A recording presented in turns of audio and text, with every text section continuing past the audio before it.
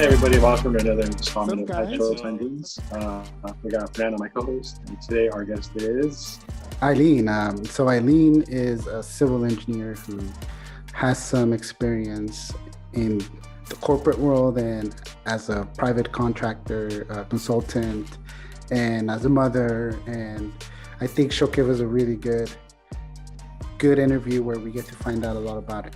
Civil engineering, being a mom, being a female in the industry, and everything in between.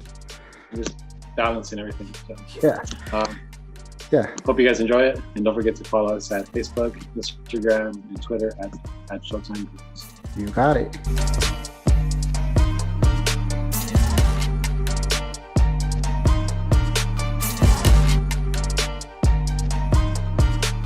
A day in the life of Ailyn is taking care of my little 5-year-old crazy person and occasionally working after he goes to sleep, which sometimes can be overwhelming, but it's okay overall. So you said part-time? Oh, sorry. Yeah, part-time. Yeah, well, we'll get to that in a little bit. I think that our questions would lead to that, but it's interesting you said your hobbies are for like very young age and a very old age, but then they average out to a middle-aged person, right? So, yeah, I mean, I kind of want to pick up welding, so that might be in like yeah, there we go. That'll bring you to the mean. I'll be right? more normal. You'll fall within the standard deviation. Yeah. Cool. Yeah, exactly. So we'll get started with asking you some of these questions. I'm sure everybody's very excited to find out more about so excited. Yeah, civil engineer. I mean, right. So the first question is, when did you figure out that you wanted to be a civil engineer, that this is the thing that you really want to do, and you start to be passionate about it? All right. So passionate is a strong word for me.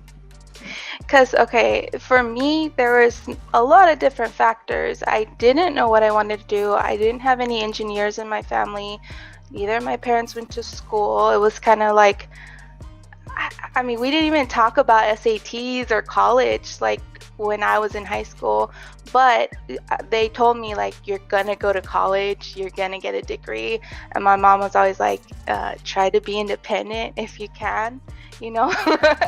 So the factor of like being able to make my own money, that I never had to depend on anyone, and also liking math, and I really liked art, I kind of started thinking along those lines. And originally I wanted to do architecture, but when I started doing research on how competitive it was and what their starting salary was, I was like, no, like I don't want to worry about that. And someone talked to me about civil engineering, and I kind of felt like it sounded like a good fit. I liked the idea of doing things for the community, and I knew it would use math. And I also foolishly thought I didn't have to talk to people, which sounded really good to me, like 18-year-old Ailyn, who's extremely shy. So that's kind of how I fell into it. And then in school, it was like a struggle for me. It was hard for me to get into the groove of classes and all of the coursework, but I did it. I did it, and I like civil engineering. I mean, there's parts of it. If I had to design like land development for McDonald's, I wouldn't feel as good, but I like being able to work on electrical substation stuff, because it's something that everyone needs. Very, very good. What kind of courses did you go through all that in college? Yeah, well, I civil engineering, but with an emphasis in geospatial, which was more of the surveying. So originally I wanted to do maps, and I wanted to be a surveyor, but I kind of, because of internships, fell into land development. So I took a land development course. I learned AutoCAD Civil 3D at school, like the starting of it when companies were barely getting on board with that. I took a bunch of surveying courses in my 3rd and 4th year, like land law, stuff like that. Besides obviously all the stuff we have to take in the first 2 years. that Cool. every engineer has to take. So while you were a student, what kind of activities or clubs did you partake in, and why?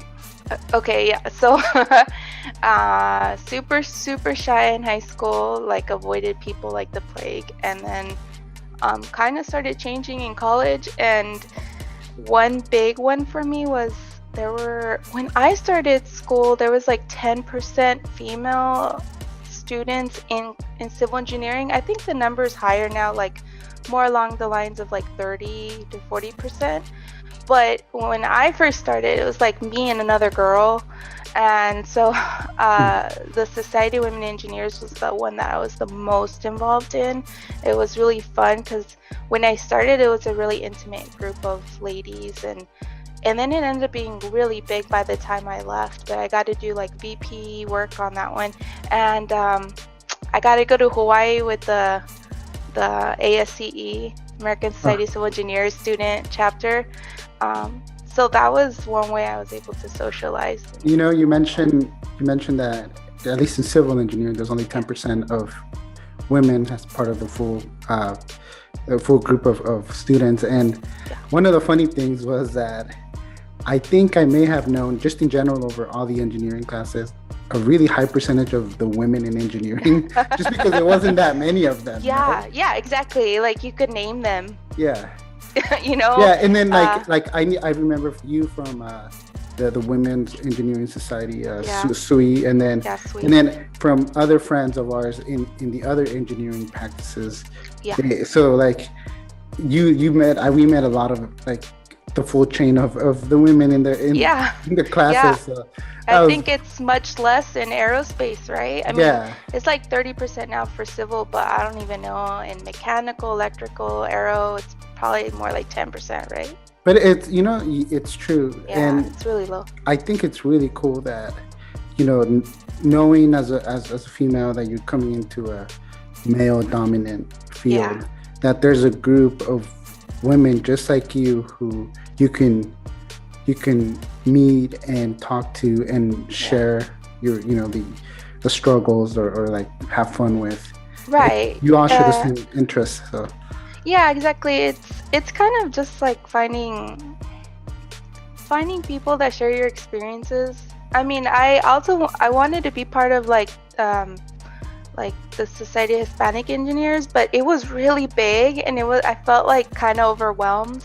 But I liked having those things where you could kind of find people from your background or your perspective and connect, because sometimes it was hard to find that in my classes. Yeah.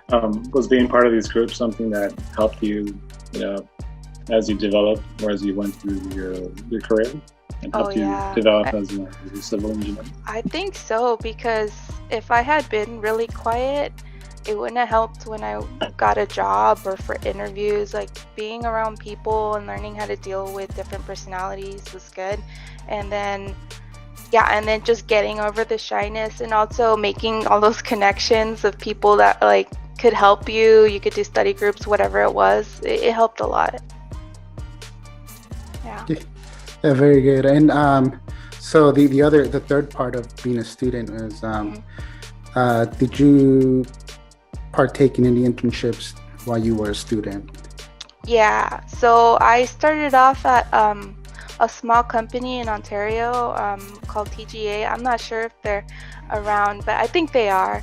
Ontario, California, not Ontario, Canada. California. Yeah, just for our worldwide. I wish that would have been cool. For our foreign listeners. I'm gonna go to Canada for my internship. No, Ontario, California. They were a small land development firm, and that's where I learned how to do CAD. I learned how to, all of the little tricks I had. I mean, everyone that worked there was really young. It was a small startup company. And from there, I moved on to a bigger company in Chino. And it was just like, I got lucky. I feel like I got lucky that every internship was a little bit different than the one before and paid a little better usually than the one before. And the last internship I had was at the sanitation engineering in like Whittier. So sanitation as in like a waste, I worked at sounds funny because it's called a MRF. Sounds like a wedgie or something, but it's a materials recycling facility, and it was attached to a landfill because civil engineers do many aspects, right? Environmental, structural, land development, traffic, all that stuff. So I wanted to get into the environmental field, and that was something that I was hoping to, but I quickly found out like you need your master's, you need, the right connections, you need all that stuff, and I wasn't sure if I wanted to get my master's, so I ended up just continuing in the land development field. But it was really interesting and eye-opening to work in a facility like that. Okay. Kind of going back to one of the earlier questions. Yeah. Can you talk a little bit about the different concentrations and just give us a quick description of each? Yeah. So, like I said, I did my emphasis in surveying, geotechnical or geospatial. So doing mapping things, survey maps, altas. But there's so many different types. I mean, land development is its own specialty where you're basically grading land, adding sewer, water, basically making a plot of land livable and ready for the structure. There's structural engineering, which is going to be buildings, bridges, environmental, wastewater, and water treatment facilities, as well as land development or landfills and material recycling facilities. I'm probably gonna forget some, but geotechnical engineering, the study of soils, just basically making sure that you're putting your stuff you're putting your foundation in good soil. So, what about the people that make the concrete? I knew you were gonna ask. You know what? I feel like. Oh my God! I remember so many people talking ish and about remember, it. we talked about this. Oh, how's dirt class? Yeah, but the thing is, I feel like it's all a big scam because you guys could really be making a concentrated concrete mixture that can last for an eternity. Yeah, I see a bunch of cracks outside. You know what? No comment. No, I mean, I don't want to go into that. Are we going down a rabbit hole? We're going down a weird rabbit hole. We can get contacted by like a bunch of They've tapped in. The big conspiracy. Don't tell them our secrets. Yeah. Cool. No, that's very good. It seems like there's a lot of opportunities. A lot, yeah. So knowing all of the different fields that you can go into, and knowing the internships that you were part of, if you can go back, would you try to do an internship in a different field, or I guess? I think if I were to go back, I mean, I made so many mistakes in school. I'm gonna be honest. Like, there were so many things I wish I could have changed, but it is what it is at this point, and I'm happy where I'm at. But probably would have gone into environmental. Like, I think I would have loved to do water engineering stuff where you're helping create water treatment facilities. You could work, you could help other countries. There are a lot of people like Engineer Without Borders.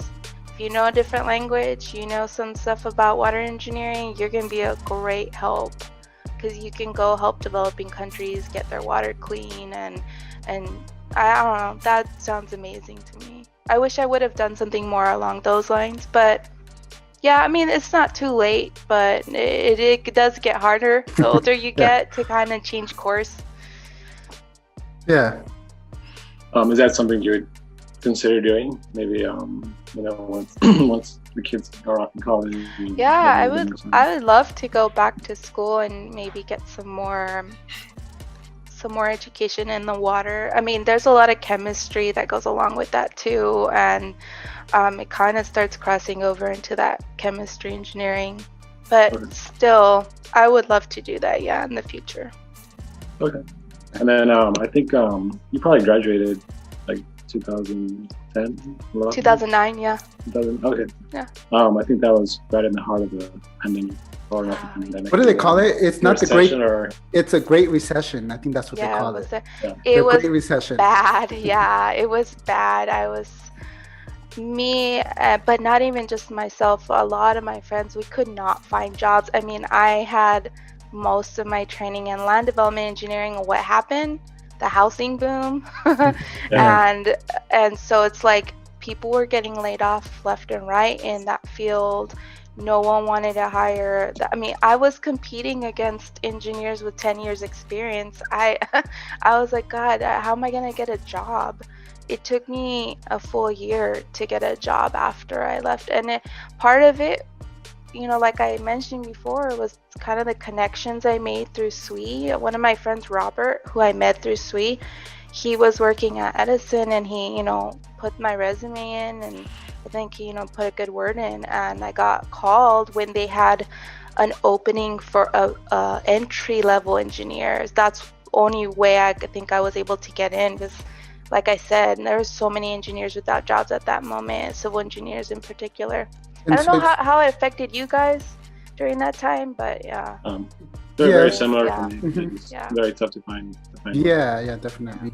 But you mentioned Edison, and so as somebody who's not a civil engineer, or you know, what type of work does a civil engineer do at Edison? Because usually Edison, for anybody who's not in California, it's a electrical utility company. Yes, it is. Yeah, I didn't even know myself that they had civil engineers on board.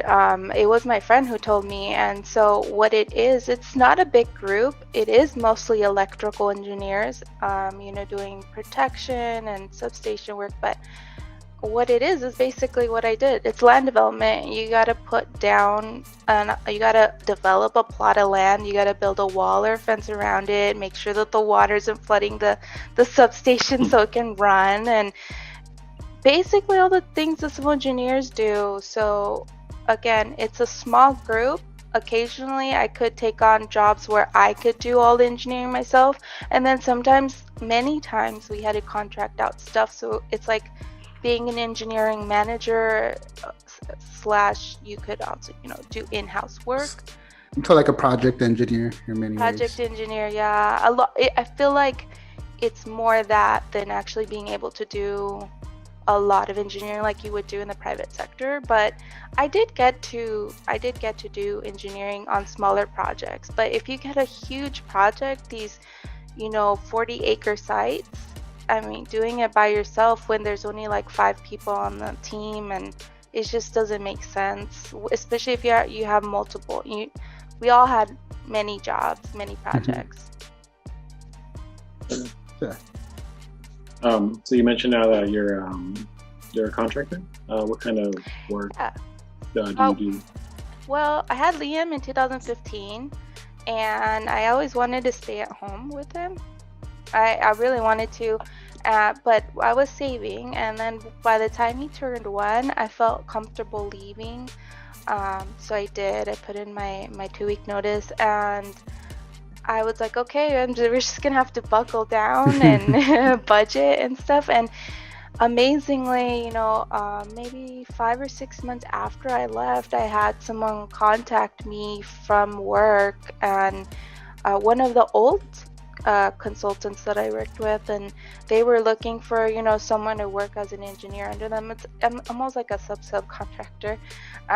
So I loved it, because it's like it's as much work as I want to take in. He offers me a project, and I can look at the scope, and I can go, yeah, that's something that seems like in my wheelhouse, also something I can manage. Because like I said, doing work with Liam screaming, and like, you know, he's my only one, so he wants me to play with him all the time. I have to do work at night. So I try to take like maybe 2 or 3 jobs a year. That's what I'm comfortable with right now.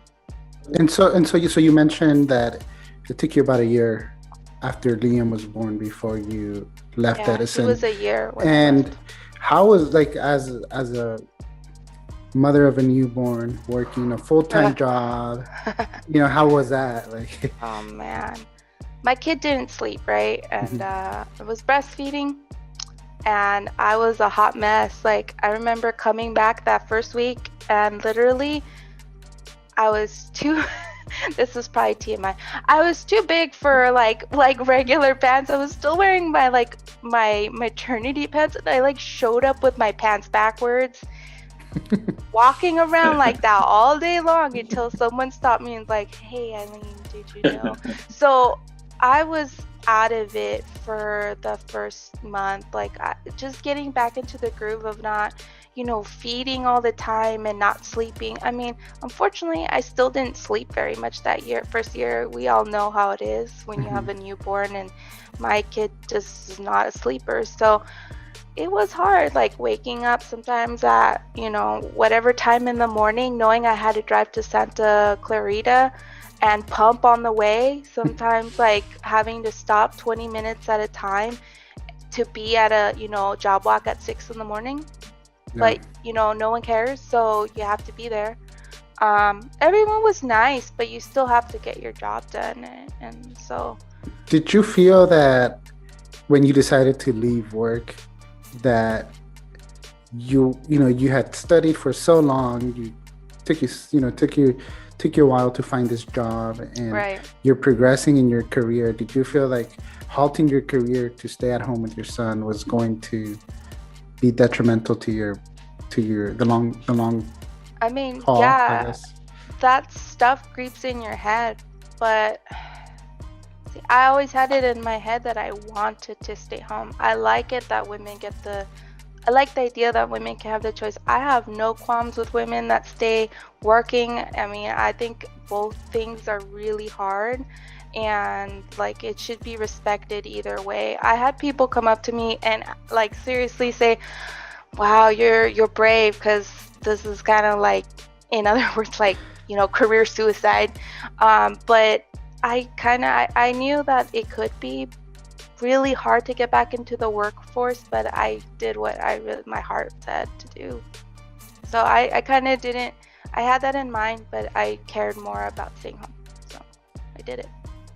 Must be part of that old school mentality that, if you have a gap in your resume, forget about it. Your life is over, right? Right. Like, how are you gonna come back ever? Yeah, like you're gonna forget everything. Yeah. Right. Like I think I wish there was more flexibility with that, and it'd be cool. It'd be cool if you could put all the crazy stuff you do at home on your resume, but like raise a 5-year-old. Yeah, like I'm a multitasker, but I'm very patient. I'm very patient. I have a screaming boss. No, yeah, I mean, it's hard. I'm really happy that I was able to get this consulting job, because I can't put that on my resume. I won't have much of a gap, and hopefully it also shows that I took initiative to keep working too, even though I'm and I mean, I feel that if you went into if you took 5 years off, let's just say, and you went into an interview and you provided good reasoning, like you stayed home or you have a gap, it should be understandable. Like no one, there's I feel like it is. Yeah, there's a life around a job, and I think. Yeah. I mean, unless this person that's trying to hire you is just like a robot, I guess. Well, there are robots, right? Yeah.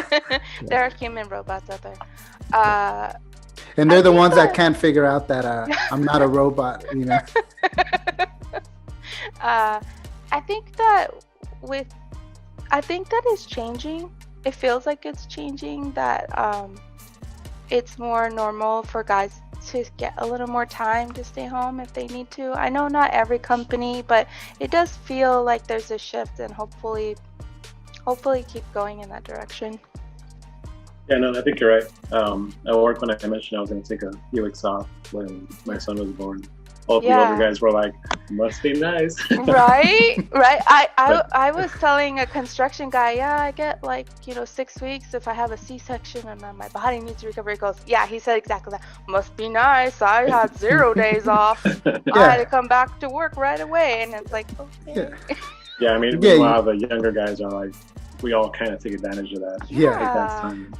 Exactly. But it's crazy. Like, I don't think people realize the magnitude of a C-section.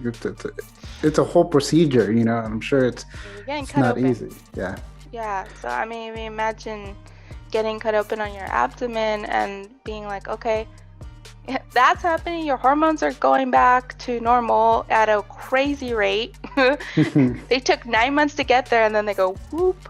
And then you're coming from surgery, and you have a little person you have to feed, and you're not sleeping. Recovery should, you should at least get like 2-3 weeks at least. Honestly. Yeah. And Ailyn, so do you plan on returning to the workforce full time at some point in the future? Or... I do.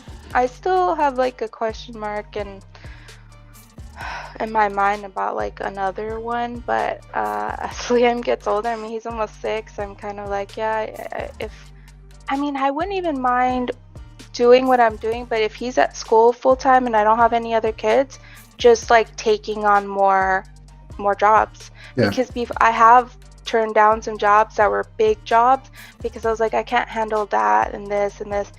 But if he's at school 6-8 hours a day, whatever, then I wouldn't mind taking on more projects. Do you see yourself potentially being the person you work with, like being the one? Maybe you're the boss. You have a few other people that work beneath you. I think I need to grow in my self-confidence, honestly, because I think I have a stamp. I'm licensed. I could go out there and get jobs myself. And how do you get licensed? Okay. For civil engineers in California in particular, you have to take 3 exams. It's the 8-hour exam where you choose what field specialty you want to get examined on. I chose geotechnical engineering, but there's different ones. And then you have to take a surveying exam and a seismic engineering exam, because we all know earthquakes in California.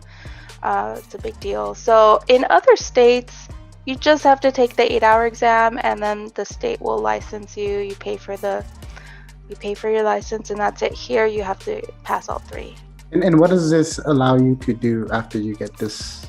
Right. It's just certification, I guess. So always you have to know and be very upfront with your limitations. Like I can stamp things, but if I'm not comfortable with it, if it's like more structural and it's not something I do often, I could stamp it, but I don't. There's just some stuff that I'm like, I don't want to stamp that, and then something happens and there's negligence on my side. So I can stamp like grading drawings, I can stamp sewer water drawings. And for civil engineers, when you get permits at cities and counties, they need a stamp. They need an engineer of record, and that stamp is that certificate. And so does that make you liable in case anything happens? Or? Yeah, in the case of Edison, for myself, because I don't want to worry. That's another thing that I like. I don't want to worry about the liability, because you should have insurance. You have all that stuff. I am not the engineer of record. I'm doing the work. I'm doing the engineering, but my boss is the one the person that hires me is the one that looks over it, the final stuff, and stamps it. So that's why I was mentioning I feel like a subcontractor, because I'm doing the grunt work, and then but someone else is taking the liability and the responsibility of it. Do you know of any stories where they've kind of gone to the person that stamped something that he or she shouldn't? Is that? I don't. I've heard stories of people, just like, give me 3,000, I'll stamp it for you, kind of stuff. But I have not experienced any of that personally. I don't know anyone that's done that. I don't think there's any money you could pay me to be like, just stamp this and I'll give you 3,000, because I don't think I could sleep at night if something bad happened and I just stamped it because I wanted some cash. That's fun. That's unethical. Super unethical. Yeah. There we go. So going from ethics to mental health, how stressful is civil engineering? The job itself, is it stressful? I think it's all personality based. I have OCD and I have worries about checking my work. So for me, it's been personally sometimes hell because I get worried about things that probably are not that big of a deal. For someone like Brian, he is so chill that even things that I would think would be absolutely stressful, like construction crane hit the transmission tower and the line is down. Like for me, my heart would be going like, you have to go out there right now, assess the tower, make sure it's structurally stable. I would freak out, right? He's like, okay. And then he just goes and does it. And I think it's very personality based, you know? Yeah, so it can be, I mean, I think with Edison, the most stressful thing was like having 30 plus projects that you're responsible, and they're all at varying schedules, and the big wild card was always cities and county approval. That was the hardest thing a lot of the times, because the engineering might be fun, you might figure things out, but then you get to the county and the city and you're like, please give me this permit, I need it by this date, construction's waiting. That is the part that I found the most stressful, was like those scheduling deadlines and everything. Yeah. Okay. Can you elaborate on being a female in a field that is predominantly male dominated? Oh, like, what was the question? Do I have any thoughts on it? Yeah, like how is it being a female in a field where there's not that many females? Yeah, I can't speak for every female, obviously, but in my experience, there have definitely been times where I feel very like the odd person out. I'll walk in, I'm the only person in the room that is female. Only person on the project, like the main project team, that is a female. I've heard sexist comments before. I've heard people joke about a female project manager. I've gone to a city meeting where someone assumed I was a secretary. I don't know why, other than I'm a lady, maybe. Why? Like, they look straight at me and they're like, you must be so and so, and I'm like, no, I'm the civil engineer for this project. And so sometimes it's blatant, sometimes it's really subtle sexism and misogynistic comments, but I'd say overall most people were really kind and didn't treat me differently. It's just occasionally, and then just like kind of being hyper aware that you're the only different looking person in the room sometimes, but it's been overall a good experience. Cool. And so looking far ahead and looking, you're 70 years old, looking back. Yeah. What's something that, if you were looking back at your career, something that would make you proud that you became like a chief, or you manage a big company, or what's that? What's your ultimate goal or your aspiration? I would like to do like what Berta was talking about, is really take charge and do my own projects, and have a team and hire people and be able to pay out salaries. That would be amazing.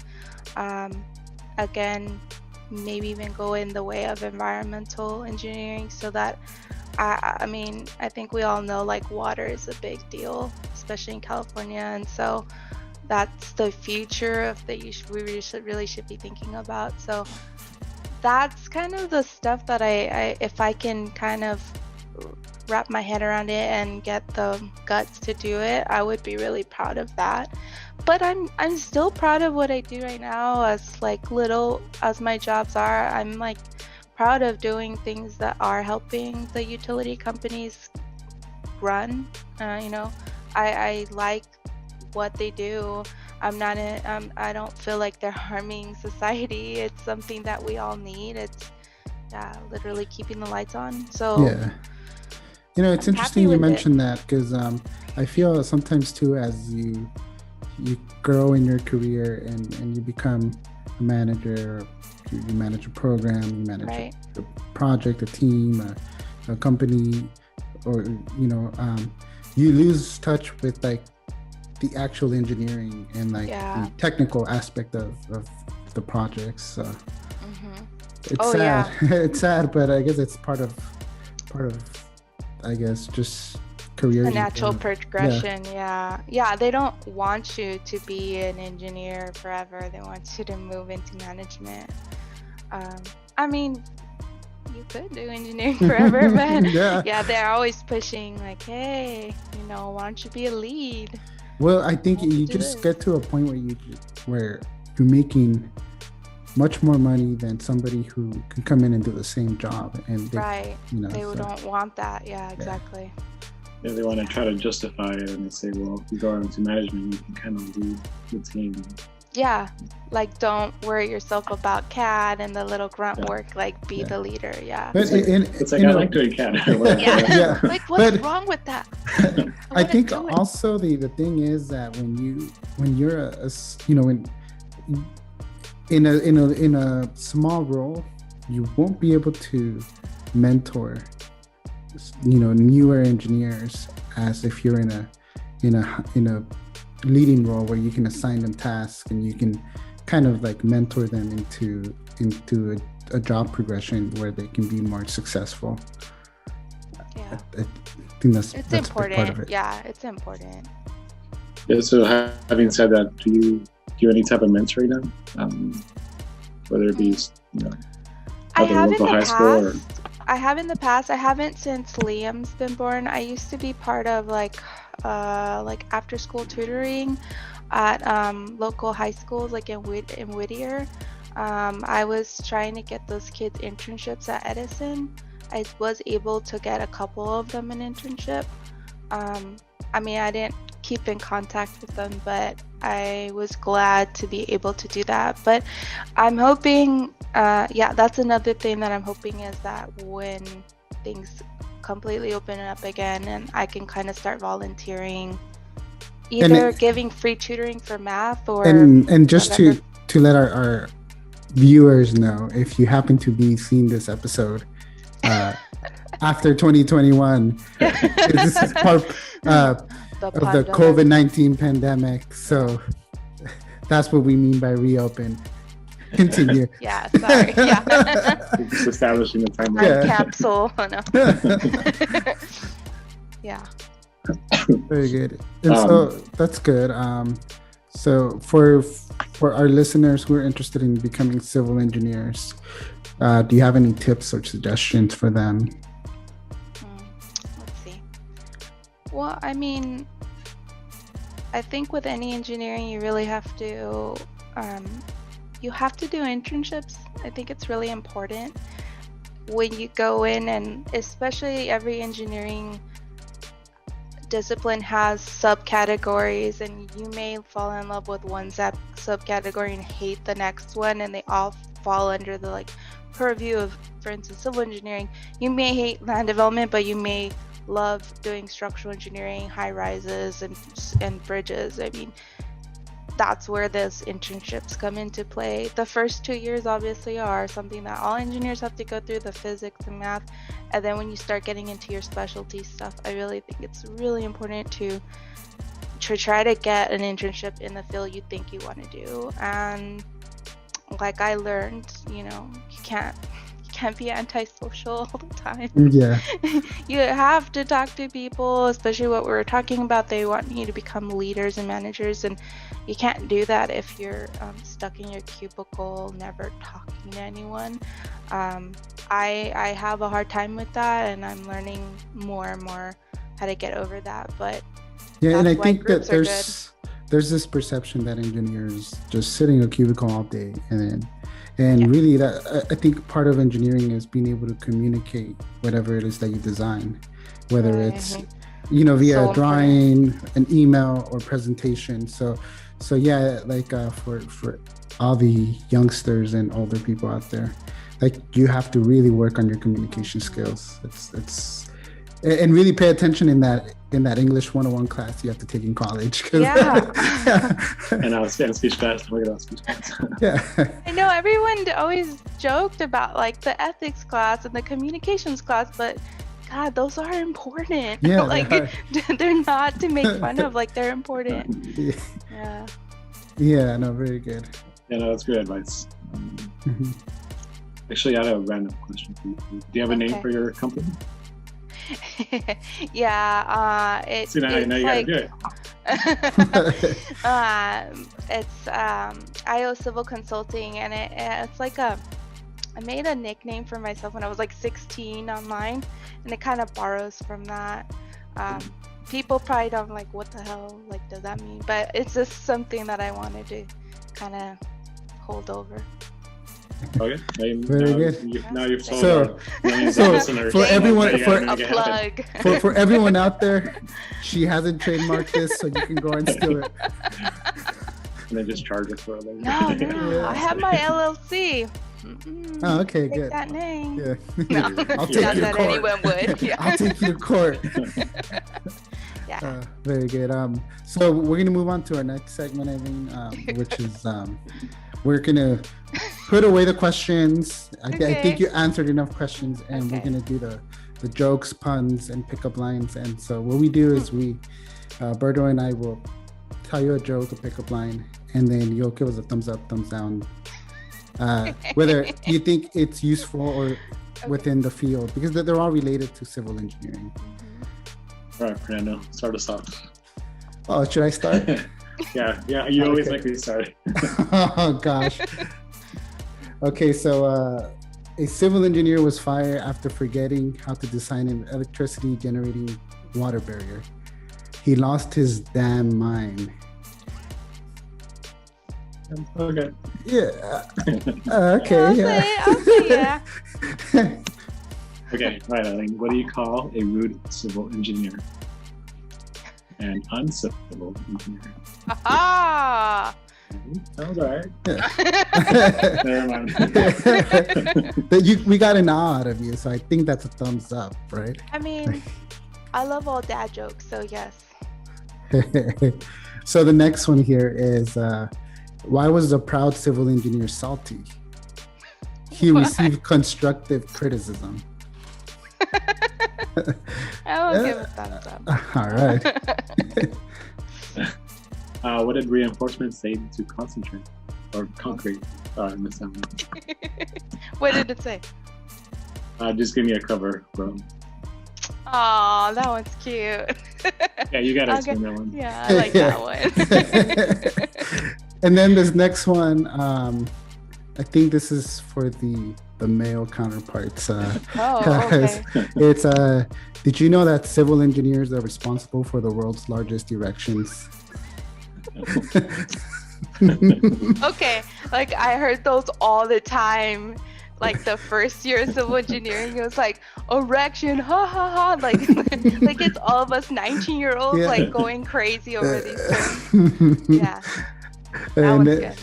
And then so there's this next one here. Berto's going to say the first one here, and what they are is they're pickup lines. And so the way we imagine these is you're at some convention or you're with your colleagues at the water cooler, and a guy or a girl, it can go either way, wants to use this pickup line on somebody they find attractive, I guess, or have interest for.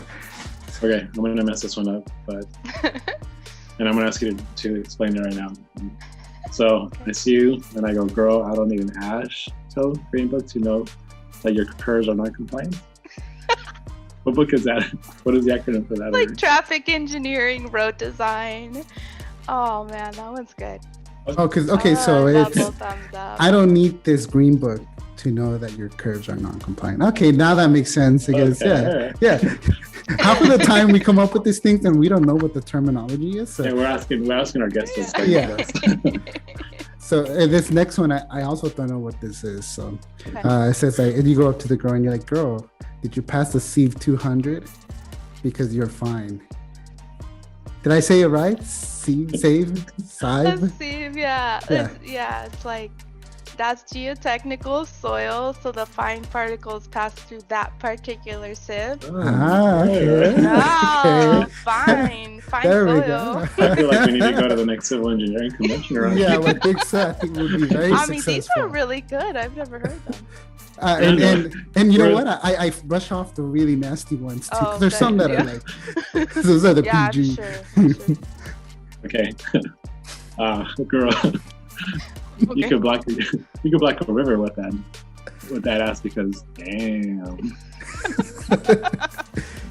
I can't imagine like someone doing these. Like you'd have to have the biggest, you know what? Mm-hmm. Man. Yeah, I mean that really takes guts. But now, if a guy says that, do you think that the girl should give him a shot just because he went out of his way to completely make a fool out of himself? No one has to do anything just because you look stupid. Like Use some brownie points. Come on. It's adorable, but like I could see someone just be like, "That's rude," and then just leaving. Mm-hmm. Yeah. And then so the last one we have here is you go up to a guy and you say, "Hey, do you have a moment?"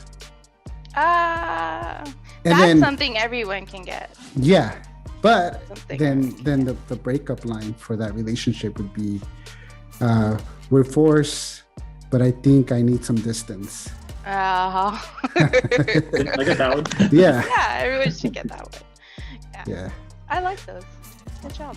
Yes. So I might try the Astro thing. Yeah. Definitely.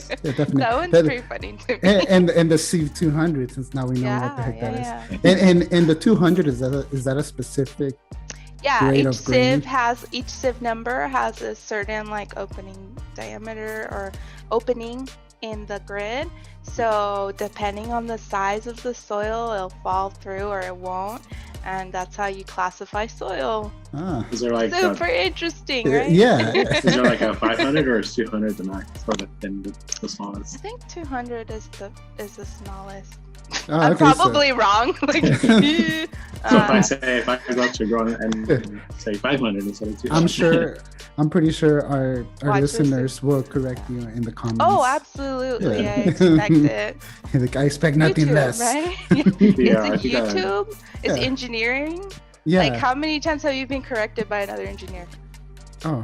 Probably a lot, right? Never. It happens. No. Never. You're Never. like, I'm perfect. Engineers never get corrected. Yeah. So thanks, Ailyn, for joining us. And everyone out there, please leave your comments. And also, I don't think we've said this before, but for everyone out there, when you leave your comments, feel free to put in things that you're interested in that we can make new episodes for that. So if you're interested in an astronaut, we'll go find an astronaut and we'll interview them. You guys know so many amazing different people. It's cool. Yeah, well, we try. So watch all of their stuff, everybody. Yeah. And then Berto, where can people follow us and like us and all that stuff? Follow us at Facebook, Instagram, and Twitter at Showtime Goones. And make sure to hit that subscribe button and the like button and the comments and all the buttons and all the buttons and all the buttons. And tell all your friends about us and share us on social media. We love to be shared, and we're like the village bicycle. Everyone should get to take a ride. That's a good place to end the show. Yeah.